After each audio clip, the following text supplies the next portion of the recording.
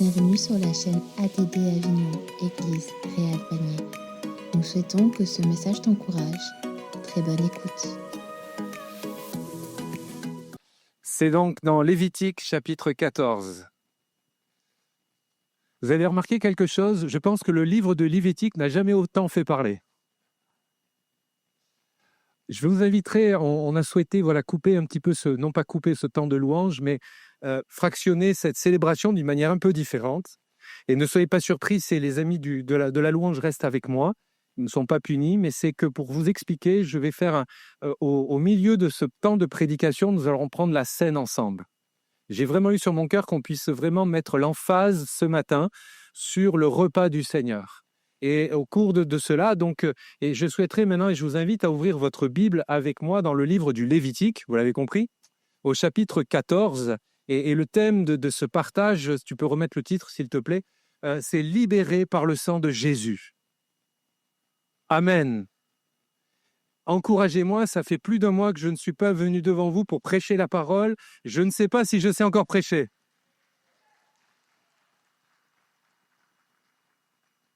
Et on va lire ensemble Lévitique chapitre 14 et les 7 premiers versets.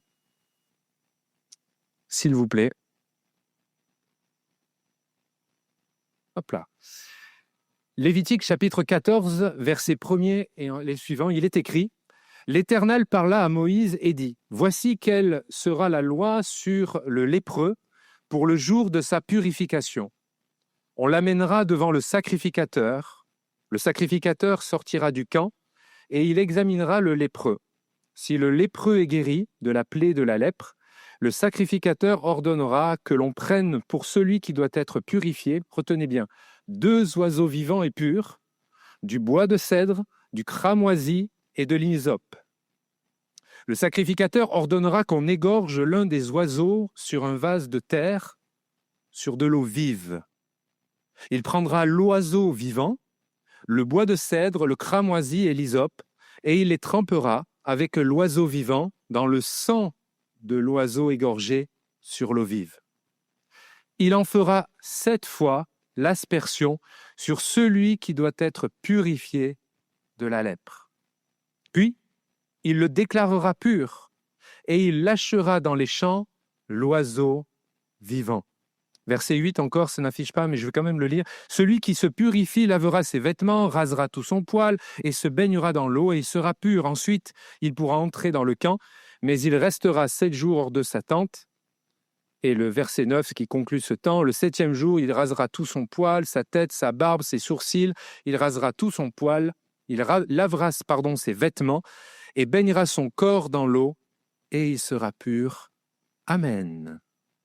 Un texte, je pense, peu aimé, peu connu, peu apprécié peut-être de certains, parce qu'on peut comprendre l'histoire, ce cérémoniel, mais de comprendre surtout la signification. Notre défi pour nous ce matin, c'est vraiment de comprendre la signification et d'en tirer une application pour nos vies. Jésus lui-même, dans les évangiles, dans l'évangile Marc, chapitre 1er, fait une référence à cette pratique quand Jésus lui dit au verset 44, « Garde-toi de rien dire à personne, mais va te montrer au sacrificateur et offre pour ta purification ce que Moïse a prescrit. » Et il fait référence à tout ce texte du Lévitique. J'espère que vous l'avez compris que l'oiseau égorgé, c'est une typologie, le type de Jésus-Christ. Et ce rite qui décrit en image ce qui s'est passé à la croix. Et je vais reprendre très rapidement ce qui est dans le texte biblique, là, dans ces versets que nous venons de lire, pour que vous puissiez voir la beauté, la richesse, la pertinence des Saintes Écritures. Le vase de terre, c'est Christ dans son humanité. Jésus, la Bible déclare que Jésus s'est fait homme et il est venu sur terre parmi tous les êtres humains. L'oiseau vivant et pur, eh bien c'est le Christ, et bien sûr c'est Jésus qui est la vie, mis à mort pour les pécheurs que nous sommes, toi et moi. L'eau vive est à la fois la parole de Dieu vivante, puissante, que Jésus a prononcée jusqu'au bout, mais aussi l'Esprit Saint dont Jésus était rempli et dont vous et moi, nous avons besoin d'être remplis. Est-ce qu'on peut dire amen à ça? Le bois de cèdre parle du bois de la croix. Le bois de la croix. Le cramoisi, c'est la couleur du sang, et l'hysope rappelle le sacrifice à Pâques, le sacrifice de l'agneau pascal. Et enfin, ce deuxième oiseau, le second oiseau vivant, qui est recouvert du sang de celui qui a été mis à mort, j'espère que vous l'avez compris, ça représente le lépreux lui-même, qui est maintenant purifié de sa plaie dans ce contexte-là. Et les 7 aspersions, les théologiens nous enseignent que c'est le parallèle avec les 7 paroles de Jésus. Et moi, je dis, waouh, la parole, elle est belle quand même. Bon, je suis le seul à le penser.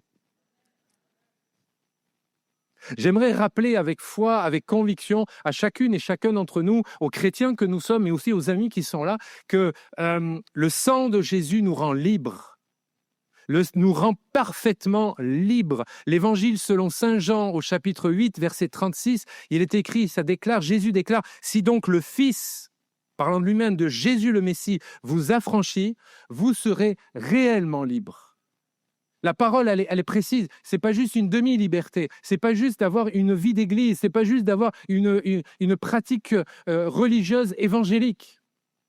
Mais être réellement libre. Peux-tu dire, est-ce que dans ton cœur, tu dis, je suis vraiment libre, réellement libre?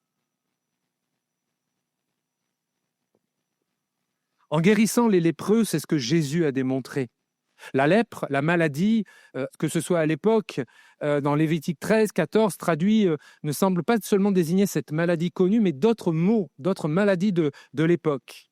Le dictionnaire biblique actuel nous enseigne que ce n'est pas seulement de la maladie de la lèpre dont il est fait question, mais également de psoriasis, de différentes maladies qui étaient très contagieuses au contact. On le comprend. Et en Israël, le lépreux était banni du camp, exclu. Il n'y avait pas on ne pouvait pas transiger avec cela, loin du lieu saint, du sanctuaire, et donc, par conséquence, de toute relation humaine, de toute, on pourrait dire aujourd'hui, de toute vie en société. Il devait porter des vêtements déchirés en signe de deuil et avertir les gens en loin en disant « impur, impur ». Lui-même devait annoncer qu'il était impur. Et les autres lui laissaient vraiment lui écarter le chemin. Je crois et je pense que le lépreux était donc condamné à une existence d'exclusion, de solitude et de rejet. Alors vous remarquerez, nous le trouvons dans les évangiles, que ces exclus se retrouvaient ensemble. La parabole des 10 lépreux. Alors, vous l'avez compris, la signification spirituelle de la lèpre, on l'enseigne régulièrement, on l'enseigne au gibes, on le chante, on le croit, c'est l'image même du péché. C'est la symbolique même de tout ce qu'il y a de plus noir dans nos cœurs et dans nos vies. Que ce soit à l'intérieur de nos cœurs, que ce soit même à l'extérieur. Alors, ceci est vrai pour la lèpre, et pour notre temps, on pourrait donner d'autres maladies qui continuent de se propager aux 4 coins de notre monde. Autant, il est vrai qu'il peut y avoir certaines maladies qui découlent directement du fait qu'on a pratiqué un péché, qu'on a eu des conséquences. Autant il est vrai qu'on peut être malade sans avoir été pratiqué un péché. Vous êtes d'accord avec moi, je l'espère. La séduction du péché, retenez en cela, et la tentation est comparable à une anesthésie qui endort, qui ankylose notre conscience. Parce que de vous à moi, je pense très sincèrement que les chrétiens que nous sommes, que les femmes et les hommes que nous sommes dans notre société, personne ne va volontairement goûter au lien de la cigarette, de la pornographie, parce que si on savait tout le mal que cela nous fait, on n'irait pas. Mais on y va parce que ça fait du bien. Parce que ça vient nous chercher là où il y a des choses, ça vient résonner. Ça vient nous accrocher là où il y a du plaisir. Et la Bible déclare, les amis, que le diable, l'ennemi de notre âme, c'est le père du mensonge. Je le dirai avec mes mots, il a tous les diplômes à l'université du mensonge. Il sait exactement comment nous retourner. Mais rassure-toi, il l'a déjà fait plusieurs fois. Il sait comment nous faire chuter, abandonner, glisser. Le péché, la séduction de ce péché, nous éloigne de Dieu, nous éloigne du sanctuaire, comme ce lépreux qui est exclu du camp. On pourrait faire le parallèle avec l'Église. de la présence de Jésus, le sanctuaire, la présence du Saint-Esprit. Es-tu anesthésié ce matin? On peut être là et être anesthésié. Parce que parfois, en anesthésie, bon, c'est mon expérience récente, j'ai appris qu'il y a différentes anesthésies. Il y a la totale, il y a la globale, et puis il y a la locale. Et on est dans le cirage. Mais une anesthésie locale, c'est une chose, mais peut-être que plusieurs au milieu de nous sont dans une anesthésie avec le péché d'une manière locale. Ils sont d'accord sur plein de sujets, mais sur ce sujet-là, pasteur, non, ça c'est mon jardin personnel. Ouais, mais tu sais que tu n'es pas dans la volonté de Dieu. Le péché nous éloigne de Dieu, et vous l'avez compris, du sanctuaire. Je crois que le péché, comme cette maladie de la lèpre, met la chair à vif et nous écorche l'être intérieur. C'est une maladie qui est dégradante, la lèpre. Déjà, aucune maladie est... Dès qu'on est malade, on est vite dégradé, on se sent tellement inutile, etc. Pour pas dire beaucoup plus.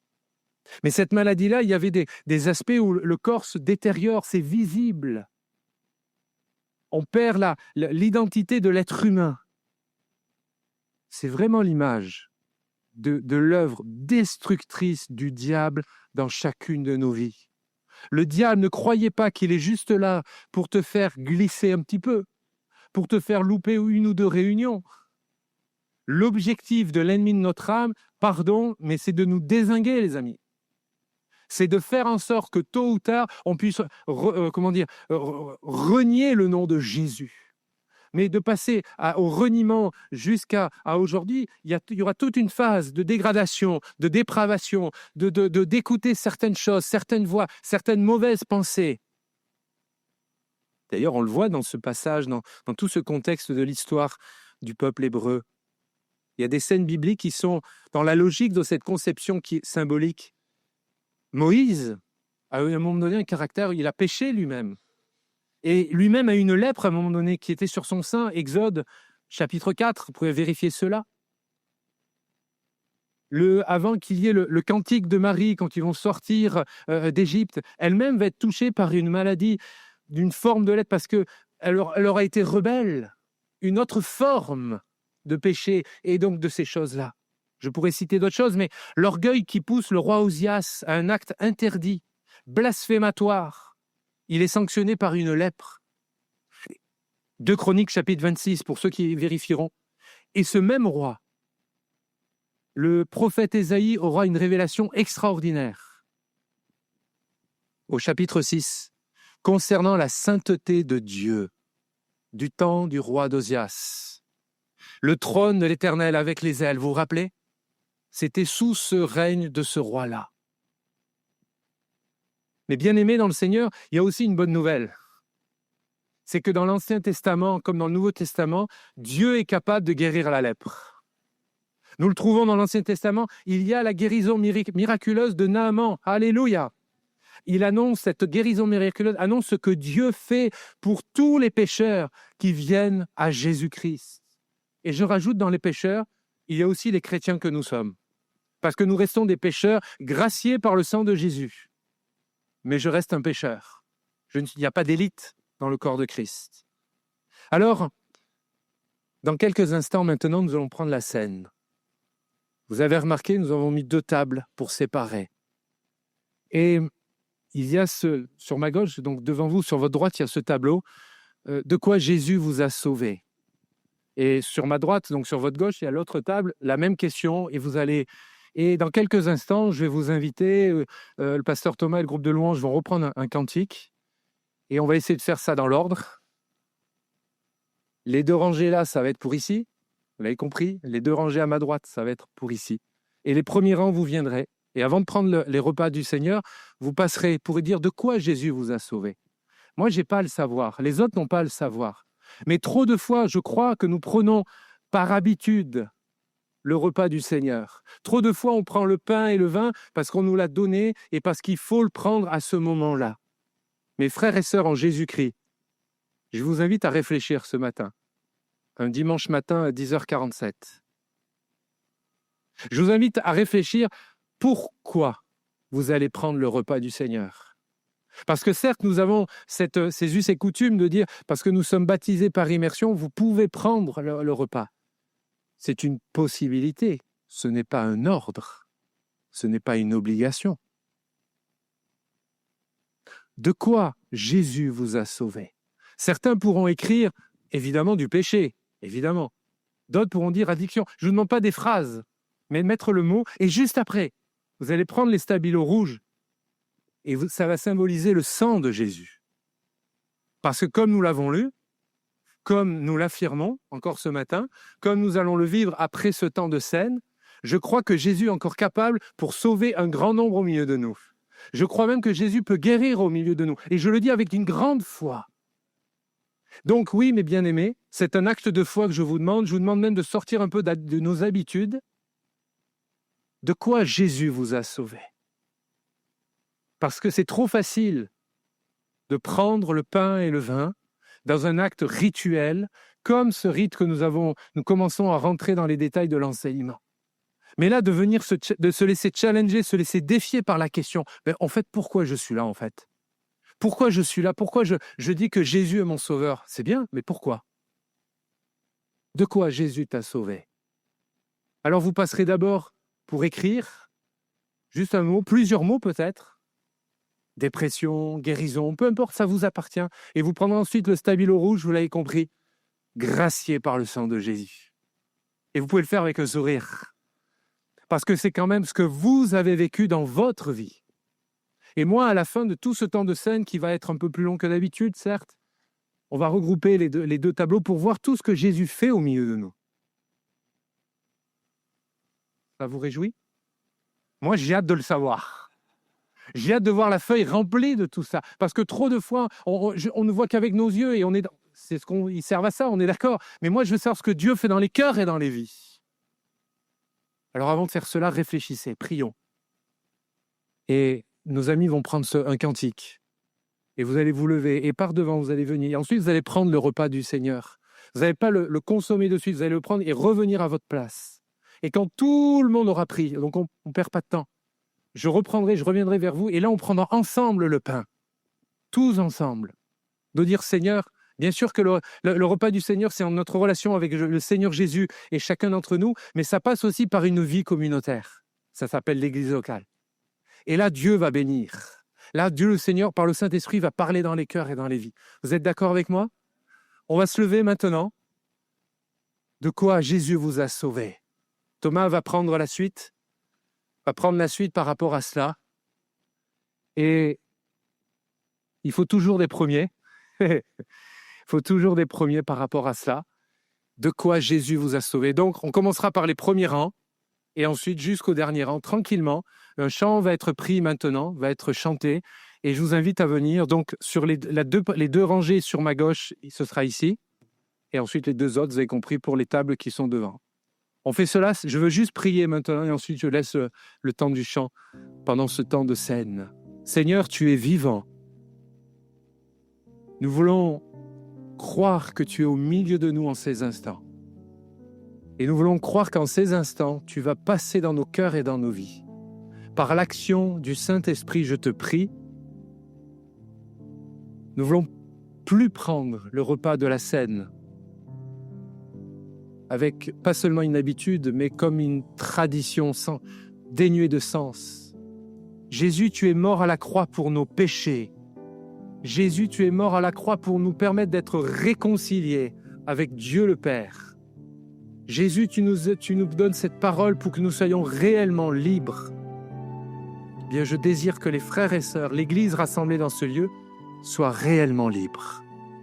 Au nom de Jésus.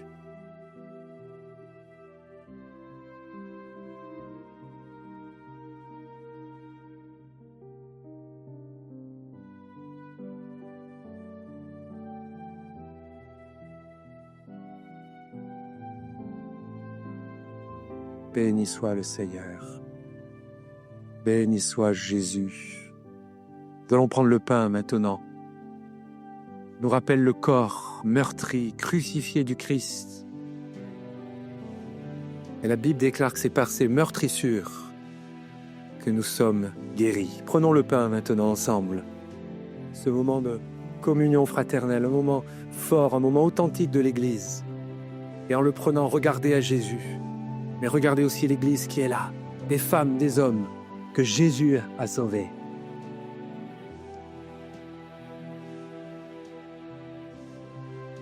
Alléluia. Prenons maintenant ce jus de raisin, ce vin qui nous rappelle le sang de Christ qui a coulé sur la croix. Il fallait qu'il y ait le sang coule pour que nous puissions être réconciliés avec le Père. Et la bonne nouvelle, on n'a plus besoin d'oiseaux, les amis. Il n'y a plus besoin de sacrifices d'animaux. Christ a tout accompli à la croix. Prenons avec foi ce breuvage. Alléluia. Alléluia. Gloire à Dieu. Je voudrais lire quelque de ce que Jésus a fait au milieu de nous. Vous pouvez reprendre place, les amis. À la question de quoi Jésus nous a sauvés, parce que je m'y englobe.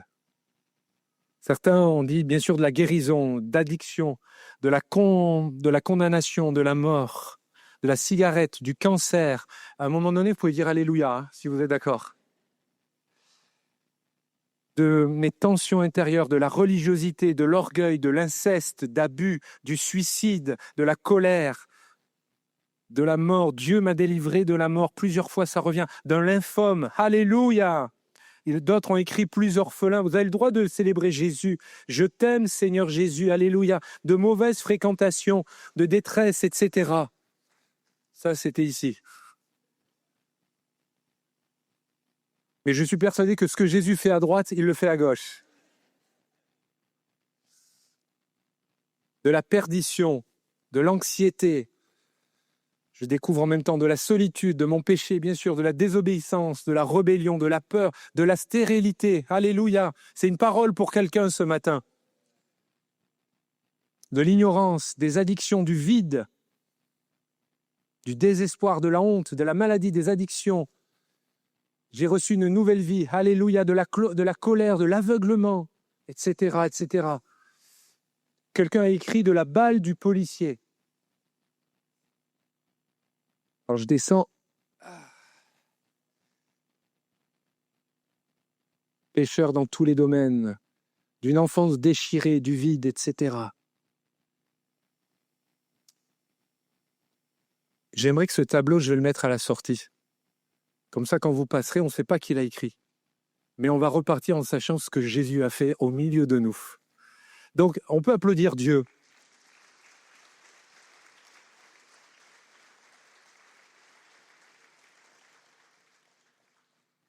Et quand même, les amis, Dieu agit au milieu de nous. Hein. Amen. Je voudrais continuer et conclure sur cette pensée d'être libre. Il y a ce texte qui est venu sur mon cœur depuis cette semaine et dans l'Évangile selon Jean au chapitre 10 et au verset 17, un texte que vous connaissez tous, très, très connu. Jésus parle, écoutez bien. Le Père, Dieu le Père m'aime parce que je donne ma vie afin de la reprendre. Alors on peut ne pas toujours comprendre et j'ai pris d'autres versions de la Bible de ce même verset. La Bible de Jérusalem, dans ce même parole de Jésus, déclare « C'est pour cela que le Père m'aime, parce que je dépose ma vie pour la reprendre. » Je la dépose. La version parole vivante du même verset, « Si le Père me témoigne son amour, c'est parce que je suis prêt à sacrifier ma vie, mais ensuite je la reprendrai. » Et la version parole de vie, « Personne ne prend ma vie, mais je la donne moi-même. J'ai le pouvoir de la donner et j'ai le pouvoir de la recevoir à nouveau. C'est l'ordre que mon Père m'a donné. » Pourquoi citer ce texte sur les différents aspects des versions de l'Écriture? Parce que dans ce cérémonial, dans ce cérémonial que nous voyons là dans le Lévitique 14, vous l'avez compris, il y a le sacrifice. Et on vient de penser ce temps fort de la scène. Mais ce que nous oublions bien souvent, ce que nous, par faute de temps peut-être, par habitude, on peut peut-être réduire l'œuvre de Christ à la croix sur juste, c'est déjà extraordinaire, le pardon des péchés. Et l'homme que je suis avec toutes mes limites, je veux encourager, merci, moi apparemment je dois avoir soif, merci beaucoup, c'est encourager et je réalise qu'il y a le filet, il est fait mention du filet à un moment donné dans ce texte. Et j'ai voulu réfléchir sur cela. Parce que vous savez que la lèpre peut être comparée à ce filet, le filet de l'oiseleur, qui tombe sur l'oiseau qui le rend prisonnier. La maladie peut être le symbole parfait du filet. Ça peut s'abattre sur chacun d'entre nous subitement. Sur l'homme, la femme, l'enfant, pour le plonger ensuite dans un véritable état d'enfermement. Parfois, ne dit-on pas qu'il y a le filet du malheur et le filet de la mort, ceux qui sont bloqués sur des deuils. Les années peuvent passer et toujours bloqués. Et même, parfois, on peut côtoyer ces personnes où il y a cette tristesse qui est là. Ne croyez-vous pas que Jésus est capable de lever ce voile ce matin? Je suis convaincu que oui.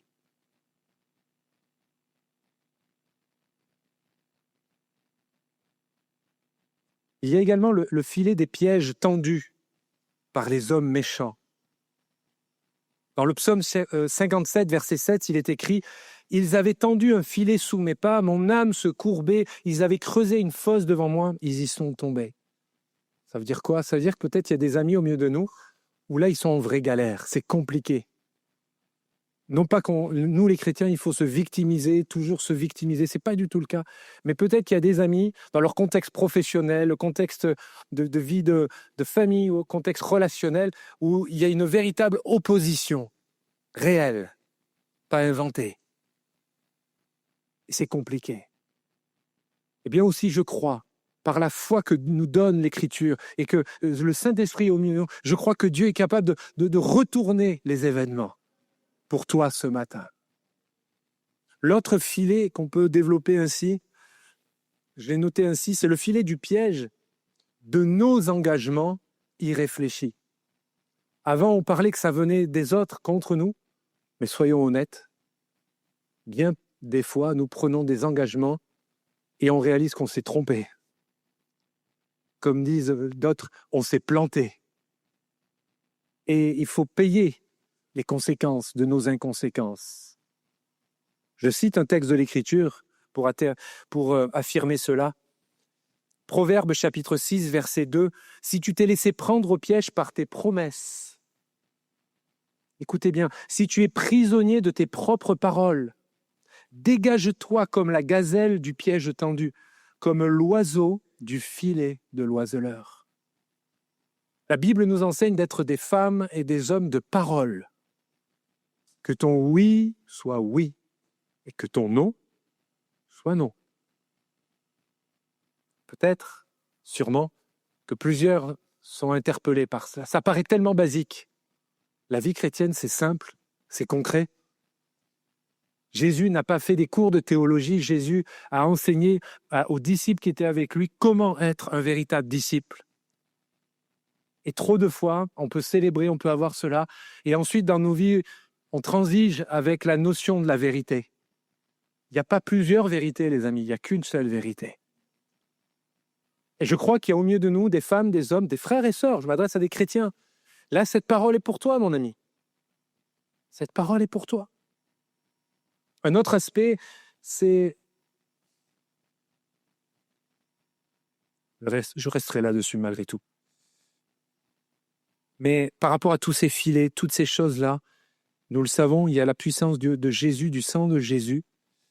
Mais la Bible déclare que notre psaume 124, notre âme s'est échappée comme l'oiseau du filet de l'oiseleur. Le filet s'est rompu et nous nous sommes échappés. Remettez ce texte en parallèle avec la première parole de Jésus que j'ai citée en introduction.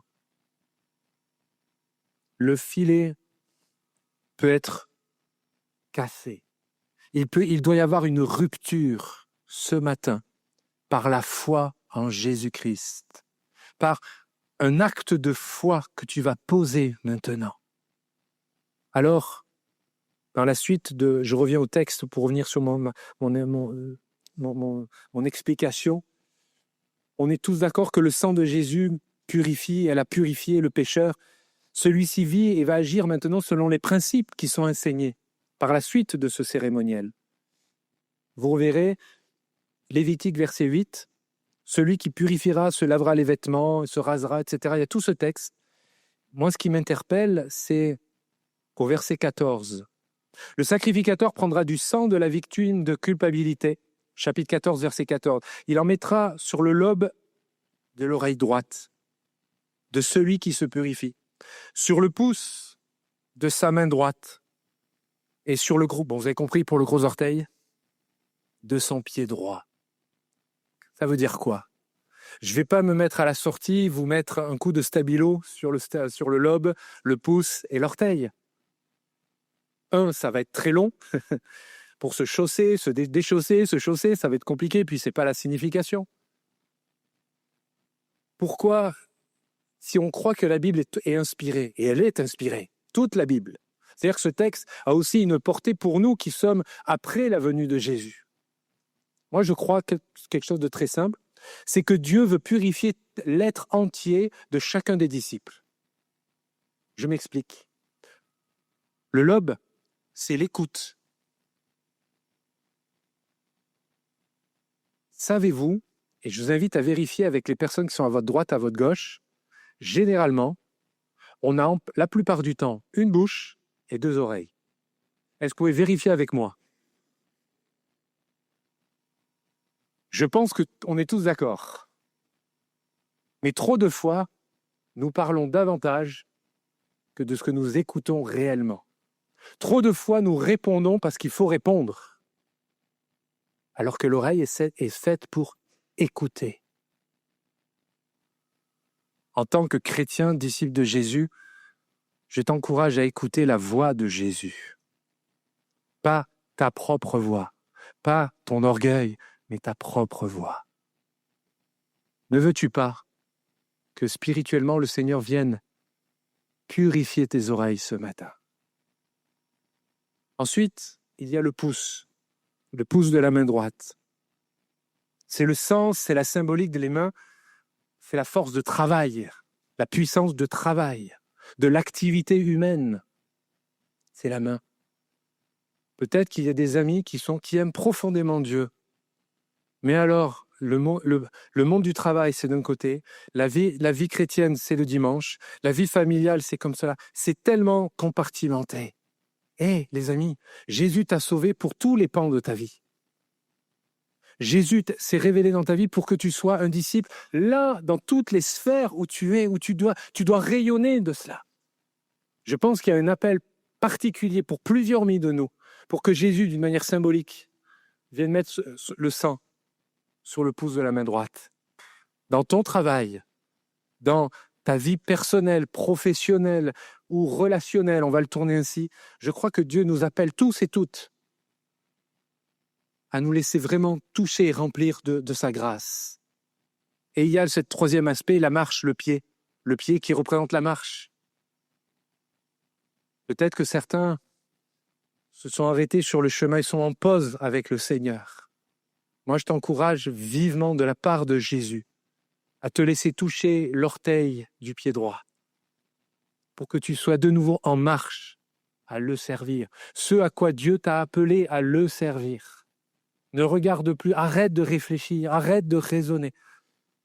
Mais laisse-toi toucher par le sang de l'agneau, le sang de Jésus. Amen. Le Saint-Esprit est ensuite répandu, semblable à l'huile d'onction, sur ce que le sang a purifié. On ne peut pas avoir l'onction sans qu'il y ait d'abord eu l'action du sang. Parfois, on peut avoir des célébrations, on est béni, des amis sont là, disent je suis rempli, on ressent le Seigneur, mais tant qu'il n'y a pas d'abord l'action du sang de Jésus dans ta vie, tu ne peux pas être pleinement rempli de l'onction du Saint-Esprit. Dans ce passage, toujours lévitique, verset 17, le sacrificateur mettra de l'huile qui lui reste dans la main, sur le lobe de l'oreille droite, sur celui qui se purifie, sur le pouce et sur l'oreille, sur l'orteil, etc. D'abord le sang et ensuite l'huile d'onction. Parce qu'autant on a besoin de l'œuvre de la croix, mais autant vous et moi, nous avons avant tout besoin de la personne, du ministère du Saint-Esprit dans tous les aspects de notre vie. Amen. Tu as besoin du ministère du Saint-Esprit dans ta vie. Je vais inviter les musiciens à revenir sur l'estrade, s'il vous plaît. Alors, ma conclusion sera très simple. Autant nous avons répondu à la question de quoi Jésus vous a sauvé. Et on a pu mettre des choses fortes, tangibles, réelles. Moi, la dernière question que je veux laisser sur vos cœurs maintenant. Où veux-tu que Jésus pose son sang sur ta vie? Le lobe? Le pouce? L'orteil? Qui symbolise, vous l'avez compris, ce que nous avons développé à l'instant. Et peut-être que certains se disent, mais moi, je n'ai pas seulement besoin de l'œuvre du sang, mais j'ai besoin de l'huile d'onction dans ma vie. Eh bien, moi, je crois que tu dois te lever ce matin et venir sur le devant. Alors que maintenant, on va prier, on va se mettre en prière, on va courber nos fronts, alors que nos amis vont jouer une simple mélodie. Alors que nos yeux maintenant sont fermés, on est en train de prier le Seigneur Jésus. Il y a ce texte du Lévitique qui résonne et qui vient taper nos cœurs, qui vient taper le tien. Oui, Jésus sauve, oui, Jésus sauve, pardonne. Mais est-ce que ton écoute, ton entendement est purifié par le sang de Jésus? Si ce n'est pas le cas, lève-toi maintenant et sors des rangs. Viens, dans quelques instants, on va prier pour toi. Et d'autres ont besoin, c'est leur force de travail qui n'est pas à la gloire de Dieu. Le Seigneur Jésus veut purifier cela par le sang du Christ. Alors lève-toi aussi et viens sur le devant. On n'est pas là pour juger, mais on est là pour bénir. On est là pour proclamer que Dieu sauve encore aujourd'hui. Qui sortira? Qui viendra? Je suis convaincu qu'il y a des dizaines de personnes qui sont interpellées par ce message. Mais il y a un combat intérieur. Et il y a aussi l'orteil. Il y a aussi l'orteil qui est là, la marche. Parce qu'on peut avoir une vie d'église, mais ce n'est pas ça, marcher à la suite de Jésus. Alors viens, sors des rangs, viens sur le devant. Et on va prier pour toi dans quelques instants. Et il y a l'huile d'onction. Parce que derrière tout ça, Jésus veut répandre son esprit. Jésus veut renouveler ton être intérieur comme ton être extérieur. Nous qui croyons dans le ministère de la Pentecôte, depuis combien de temps n'as-tu pas parlé en langue et exercé les dons spirituels? Pour ma part, si je n'étais pas le prédicateur, je viendrais sur le devant parce que j'ai besoin du Saint-Esprit. Dans mes faiblesses, dans mes moments de découragement, j'ai besoin du Saint-Esprit. Et toi, n'as-tu pas besoin du Saint-Esprit? Alors lève-toi à ta place maintenant et viens sur le devant. Viens sur le devant. Et pendant qu'un cantique va être pris, l'Église prie dans le Seigneur, prie, intercède maintenant. Et vous qui vous sentez touchés, ne regardez pas, ne vous sentez pas jugés, ne vous dites pas, mais les autres vont penser que, on n'en a que faire. On n'a que faire de savoir ce que les gens pensent. Je sais que Jésus veut passer et il veut purifier des oreilles ce matin. Il veut purifier des pouces ce matin, des orteils ce matin. Il veut répandre son esprit ce matin. Alors on prie le Seigneur. On intercède, on parle en langue, on adore, on termine ce culte par une action spirituelle, puissante, glorieuse du Saint-Esprit. Alléluia! Merci d'avoir écouté ce message. Si tu apprécies ce podcast, alors abonne-toi et partage-le à ton entourage. Que Dieu te bénisse et à très bientôt.